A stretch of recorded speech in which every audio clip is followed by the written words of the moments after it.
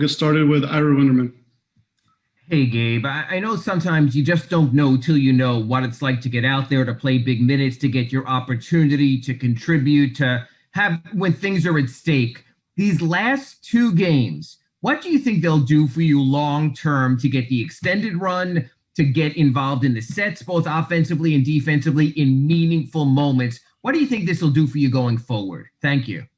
I think these minutes, while they came in an unfortunate circumstance, were huge for me.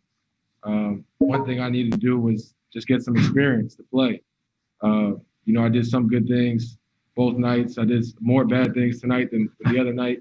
So, it's learning lessons for me, and I just need to build and grow from it. When you look at a game like this and you look at the 8 assists, but like you said, also the 5 turnovers, are you the kind of guy who goes to the tape and says, okay, on the 8 assists, I did this right. On the 5 turnovers, I did it wrong. And is it good to have that tape to look at? Thank you. 100%. I'll be watching the film on the plane back, and I'll be breaking down the film with one of our coaches the following day, I'm sure. So I'll definitely be looking at the tape, and that's something we do after every game to try to get better each day.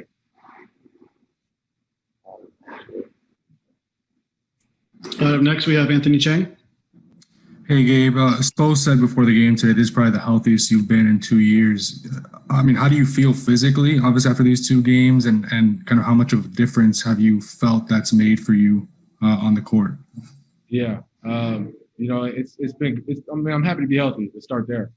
I'm happy to be healthy to put this knee issue to bed and to be able to compete at the highest level. I'm grateful for that each day. I'm having my fair share of battling with injuries. So, it feels good to be able to go out there and compete and not have to worry about playing through an injury. There's bumps and bruises that go on throughout a game, but that's normal. But not having to play through injury and be able to play free of mind in that regard has been good. And one more for me. The other two-way guy, Max. What did you kind of see from him in these 2 games, and what have you learned about him, I guess, in this first month, as teammates? Yeah, no, Max is my guy, man. We've done a lot of workouts together. We've gotten as close as we can off the court amid, distancing and COVID. I think Max is a bright future. He can really shoot the ball. He impressed everybody, I think, in camp, myself included. He's only continued to impress. He's a guy that even, he comes in, you're not leaving him open. And if you do, he will make you pay. So we're looking forward to him getting better. And just as these minutes were valuable for me, they're valuable for him as well, just to continue to grow within this program. Up next, we have Joe with Heat.com. Hey, Gabe, how would you describe your journey thus far, going undrafted out of Santa Barbara and then grinding in the G League? Yeah. It's been a lot of ups and downs. It's not the typical journey you typically dream of as a kid when you're growing up, but I'm just trying to take advantage of each opportunity I get. And, it comes in all different shapes and sizes, whether it's playing with the Nigerian national team for an open session in the summer when I don't get a summer league invite, or, it's being in the G League and just grinding that out and trying to just continue to get better each day. And that's something I'm trying to just carry over now, of course, and I'm getting some minutes and trying to make the most of them and build on that each day. Next, we have Josh Moser with WSVN TV. Hi, Gabe. I wonder if you could just walk me through the week pretty much for you. How difficult has this been, kind of basically flying up to Boston, game gets postponed, half the team gets sent away, and then here we are. You guys are finally hopping on a flight back. Right. I think it's unexpected, and I think that's the hardest part of it. It's not your typical season. It's not your typical times in the world right now. It's tough to have to sit in a room on the road and stay in those 4 walls. But at the end of the day, most people in the world are doing that.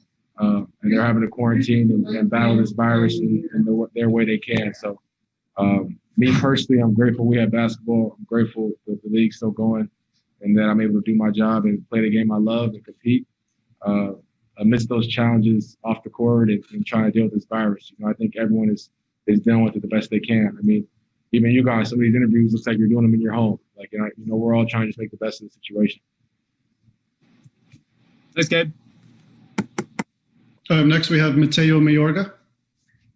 Hi, Gabe. From your perspective, what did the Heat fail to do tonight to limit Philadelphia's effectiveness from beyond the arc? mean, you said it right there. I mean, our turnovers killed us.